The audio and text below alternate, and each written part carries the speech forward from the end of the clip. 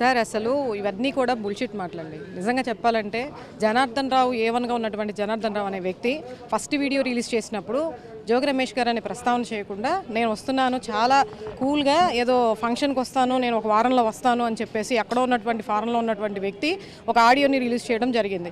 అది ఒక వీడియో.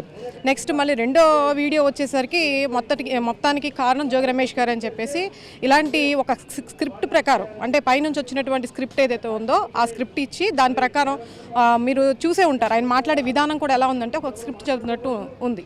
మరి ఈ విధంగా జోగి రమేష్ గారు జరుగుతున్నటువంటి కూటమిలో చాలా అన్యాయమైనటువంటి ఈ అక్రమానికి పాల్పడి అంటే ఢిల్లీలో కేవలం 2,000 కోట్లు మద్య మాఫియా జరిగిందన్న దానికే ప్రభుత్వాలు మారిపోయినాయి. అక్కడ ఉన్నటువంటి ఏ విధంగా చర్యలు తీసుకున్నారో మనందరం కూడా చూసాం.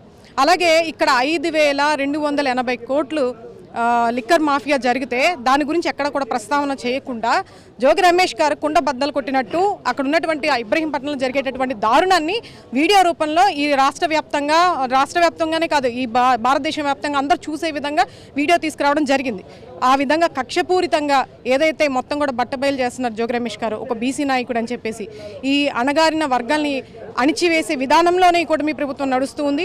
ఒక పక్క కక్ష సాధింపు చర్యల్లో భాగంగా రెడ్ బుక్ రాజ్యాంగాన్ని అమలుపరుస్తా ఉంది. ఇంకొక చిన్న ఉదాహరణ ఏంటంటే మనకి చిన్నప్పుడు చదువుకునేటప్పుడు ఇదిగో పులి వస్తుంది అని చెప్పి తండ్రి కొడుకులు ఒక అడవికి వెళ్ళి కట్టెలు కట్టడానికి వెళ్తే నాన్న పులి పులి అని చెప్పేసి పిల్లవాడు 2 సార్లు చెప్తాడు. తండ్రి ఉలికి పడి ఫస్ట్ టైం ఏమవుతుందంటే నిజంగా వచ్చిందేమో అని చెప్పేసి ఆత్రంగా వస్తాడు. రెండోసారి కూడా నాన్న పులి అని చెప్పగానే మళ్ళీ వస్తాడు. మూడోసారి చెప్పినా నిజంగా పులి వచ్చినా సరే తండ్రి ఏం పట్టించుకోకుండా వెళ్ళిపోతాడు అనమాట.